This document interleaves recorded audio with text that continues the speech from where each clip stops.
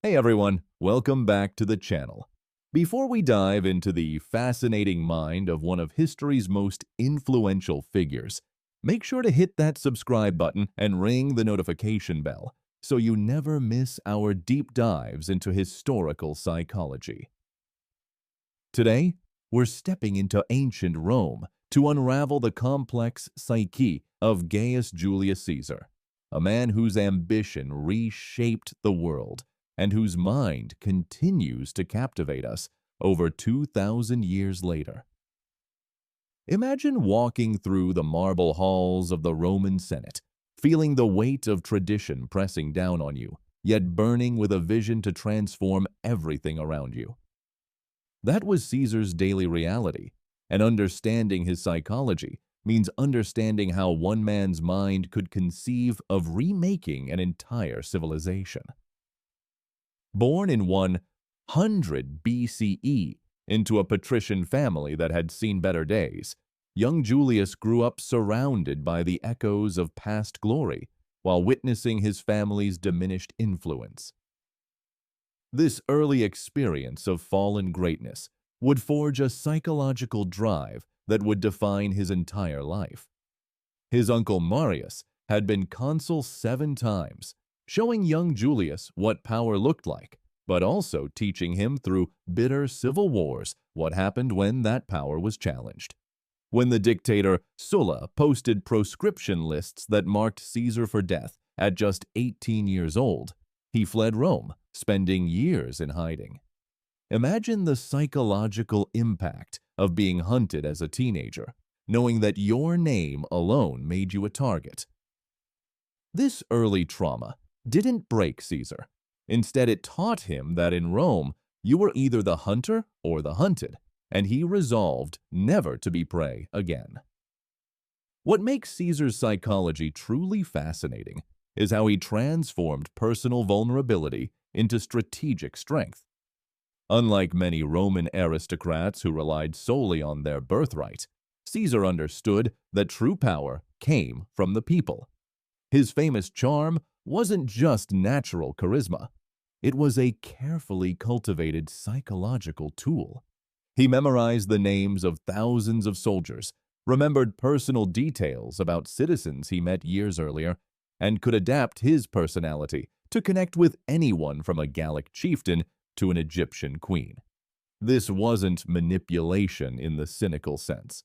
Caesar genuinely seemed to believe that by winning hearts, he was fulfilling his destiny to elevate Rome itself.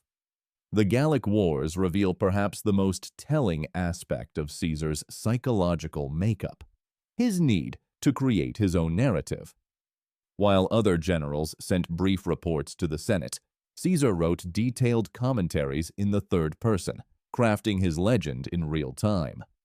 Caesar decided, Caesar saw, Caesar conquered. This wasn't just ego. It was a sophisticated understanding of how stories shape reality. He understood that history belongs to those who write it, and by controlling his narrative, he was programming how future generations would perceive not just his actions, but his very thoughts and motivations. His relationship with his soldiers shows another crucial psychological dimension. Caesar shared their hardships, marching on foot when supplies were low, eating the same rations, standing in the front lines during battles.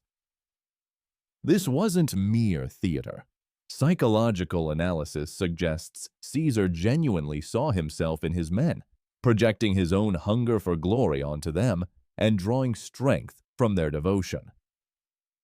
When he called them comrades instead of soldiers, he was expressing a deep psychological need for connection that probably stemmed from his early years of isolation and danger. The crossing of the Rubicon in 49 BCE represents a pivotal psychological moment. "The die is cast," he supposedly said, but this wasn't impulsive gambling. Caesar had calculated every angle, understood every risk, and still chose to bet everything. This reveals a psychology comfortable with extreme risk, when the alternative was mediocrity. For Caesar, A quiet life was psychological death. He needed the stakes to be ultimate to feel truly alive. Some modern psychologists might diagnose this as sensation-seeking behavior, but in Caesar's case, it was more complex. He wasn't seeking thrills, but rather seeking to fulfill what he saw as his cosmic purpose. His clemency policy toward defeated enemies shows another fascinating psychological layer. While previous Roman victors typically executed their opponents, Caesar pardoned them, even appointing former enemies to high positions. This wasn't weakness or simple mercy. It was psychological warfare of the highest order. By forgiving those who fought against him, Caesar demonstrated such supreme confidence that resistance seemed futile. He was essentially saying, "I am so far above you that your opposition doesn't even merit punishment." This magnanimity was both genuine principle and calculated strategy, showing how Caesar's psychology seamlessly blended authentic belief with political calculation. The relationship with Cleopatra reveals yet another dimension of his complex psyche. At 52, Caesar became involved with the 21-year-old Egyptian queen, and while politics certainly played a role, their connection went deeper. Caesar saw in Cleopatra a kindred spirit, someone else who understood that ordinary rules didn't apply to extraordinary people. Their son, Caesarion, represented Caesar's hope for a dynasty that would unite East and West, showing how his psychology always operated on a grand, almost cosmic scale. As dictator, Caesar's reforms showed his psychological need to be remembered as a builder, not just a conqueror. He reformed the calendar, creating the Julian calendar we essentially still use today. He planned massive construction projects, reformed debt laws, and extended citizenship to people across the empire. Each reform carried his personal stamp, revealing a psychology that needed to leave permanent marks on the world. He wasn't content to rule. He needed to transform, to create systems that would outlast him by centuries. The psychological blindness that led to his assassination is perhaps the most tragic aspect of his story. Caesar knew about the conspiracy. He received multiple warnings, but chose to dismiss his bodyguards and walk into the Senate that March morning anyway. Some historians suggest he was suffering from depression or illness, but the psychological truth might be simpler and sadder. Caesar had begun to believe his own myth. He thought himself essential to Rome's destiny, untouchable by mere mortals. The very psychological traits that elevated him, supreme confidence, dismissal of conventional threats, belief in his own narrative, ultimately destroyed him. His impact on history extends far beyond his lifetime, because Caesar understood something fundamental about human psychology. People need stories that make sense of their world, and whoever provides those stories controls reality itself. Every emperor after him took the name Caesar, turning his personal name into the very word for supreme power. The psychological template he created, the populist strongman who bypasses traditional institutions while claiming to represent the people's will, has echoed through history from Napoleon to the modern day. Understanding Caesar's psychology means recognizing that he wasn't simply ambitious or power-hungry in conventional terms. He possessed what we might call a transformational psychology, an inability to accept the world as it was when he could envision what it might become. This vision wasn't always benevolent or democratic by our standards, but it was genuinely revolutionary. Caesar saw himself as an instrument of historical change, and this self-perception became self-fulfilling prophecy. His psychology teaches us that the most dangerous and transformative people in history are those who genuinely believe in their own destiny, who can convince others to share that belief, and who possess the practical skills to manifest their visions in reality. Today, Caesar's psychological profile continues to fascinate because it represents timeless human drives. The need for recognition, the hunger for meaning, the desire to transcend mortality through lasting achievement. His story reminds us that individual psychology, when combined with opportunity and ability, can literally reshape the world. If you found this exploration of Caesar's mind enlightening, please subscribe to our channel for more psychological deep dives into history's most fascinating figures, and let me know in the comments which historical personality you'd like us to analyze next.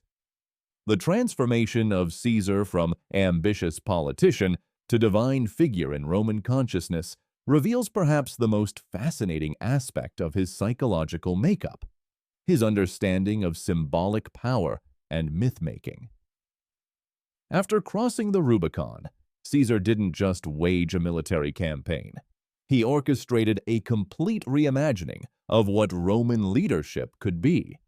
His psychological genius lay in recognizing that power wasn't merely about controlling armies or territories, but about controlling narratives and shaping how people understood reality itself. When he famously declared, "I came, I saw, I conquered," after his swift victory at Zela, he wasn't just reporting military success. He was crafting a legend, reducing complex campaigns to memorable phrases that would echo through millennia. This mastery of propaganda reveals a mind that understood human psychology at a collective level, recognizing that people need simple, powerful stories to make sense of complex events. Caesar's relationship with his soldiers provides extraordinary insight into his emotional intelligence and leadership psychology. Unlike many Roman generals who maintained strict hierarchical distance, Caesar ate with his men, knew their names, shared their hardships, and most remarkably, trusted them with his vision for Rome's future. This wasn't mere populism. It reflected a deep psychological need for genuine connection and loyalty that transcended traditional Roman social boundaries. When his legions followed him across the Rubicon, they weren't just following orders. They were following a leader who had made them feel like partners in reshaping history. His famous clemency toward defeated enemies, sparing Brutus after Pharsalus, pardoning numerous senators who had opposed him, wasn't weakness but calculated psychological warfare. He understood that mercy could be more powerful than vengeance, creating confused loyalty in opponents and demonstrating a godlike power to grant life or death. The complexity of Caesar's inner world becomes most apparent in his relationships with women, particularly Cleopatra. Their alliance wasn't merely political convenience or romantic infatuation.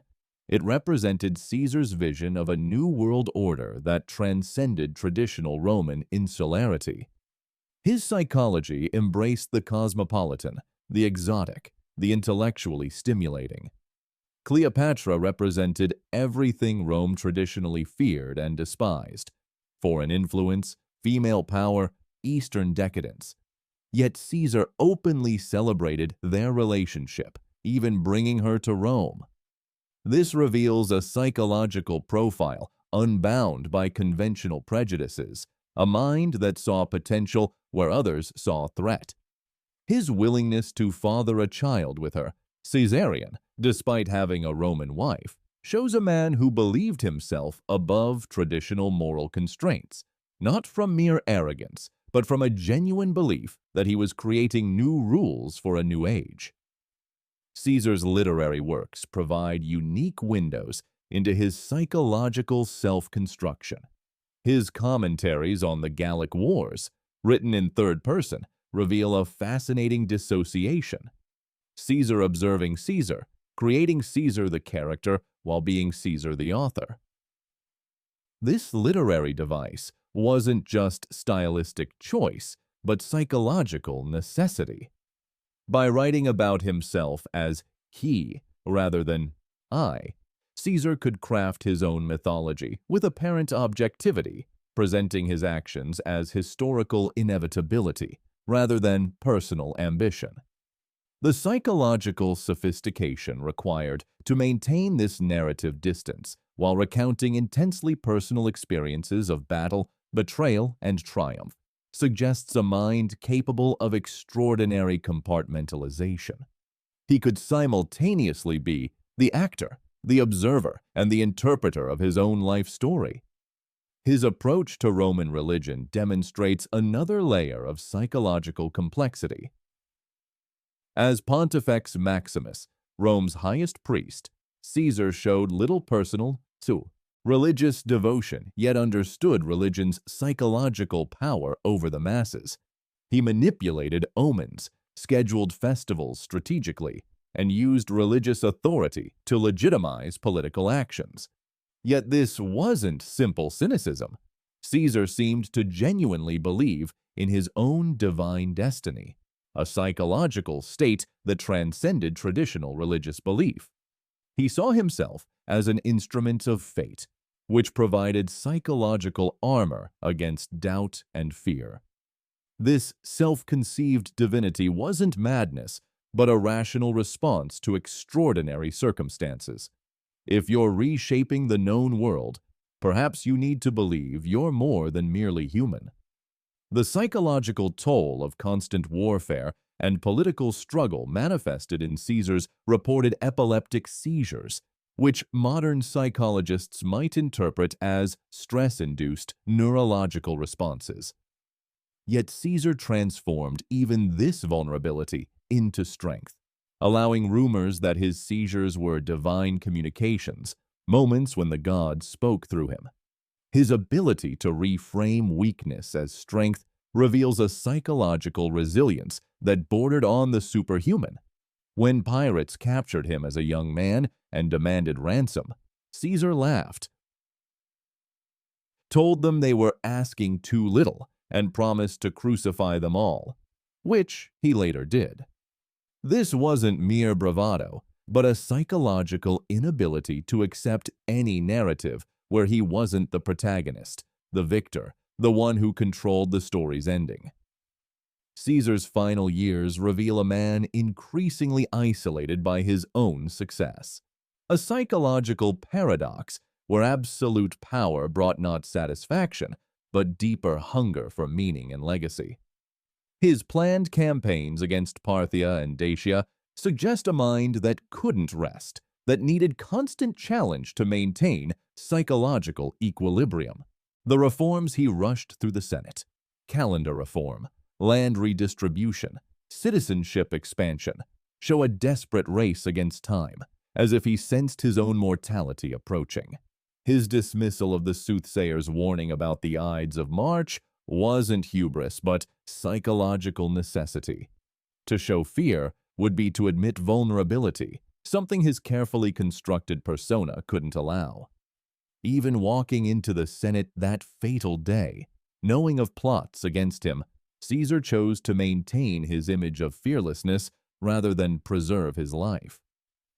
In his psychology, dying as Caesar the immortal legend was preferable to living as Caesar the frightened mortal, revealing that his ultimate psychological drive was not survival, but transcendence, not life, but legacy, not existence, but eternal remembrance in the collective human consciousness.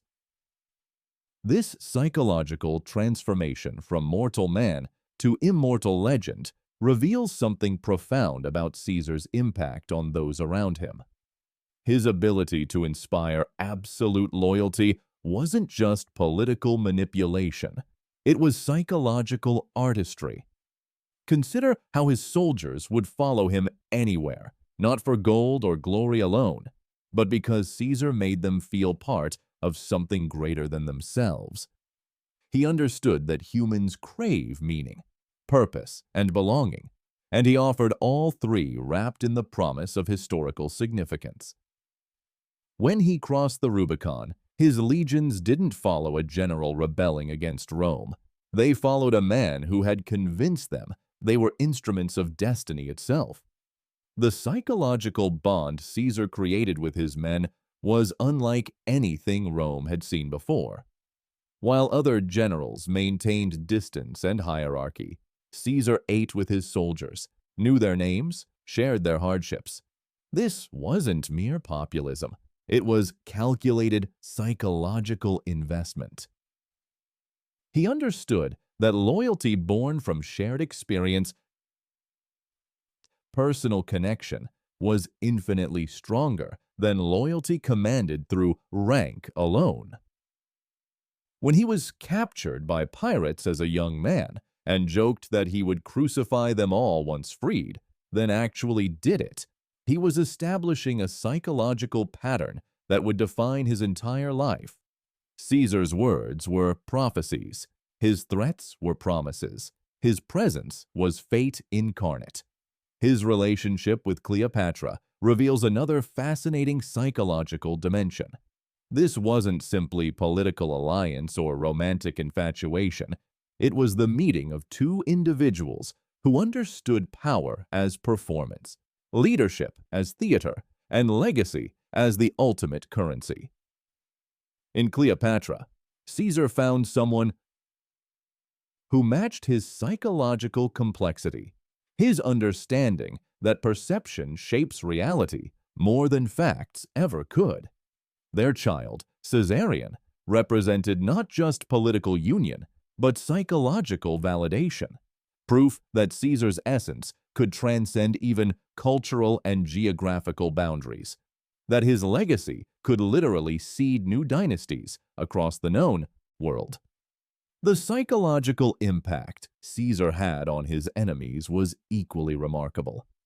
Pompey, once Rome's greatest general, seemed to shrink in Caesar's presence, making increasingly desperate and uncharacteristic decisions. Cato, the Stoic moralist, became so obsessed with opposing Caesar that his entire identity became defined by this opposition. Caesar had a unique ability to get inside his opponents' heads, to make them react to him rather than act independently. He understood that psychological warfare was more decisive than physical combat. Break a man's confidence, and you've already won the battle before swords are drawn. Even Caesar's clemency was a psychological weapon of unprecedented sophistication. By pardoning his enemies, he wasn't showing weakness, but demonstrating ultimate strength, the power to give life or death, to forgive or destroy. This mercy created a psychological debt that many found unbearable. Some of his assassins were men he had pardoned, men who couldn't bear living under the weight of Caesar's magnanimity. He had discovered that forgiveness could be more crushing than punishment, that mercy could be more humiliating than defeat. In showing clemency, Caesar was playing a deep psychological game. He was proving that his enemies were so insignificant that they weren't even worth destroying. His literary works, particularly his commentaries on the Gallic Wars, showcase another psychological innovation. By writing about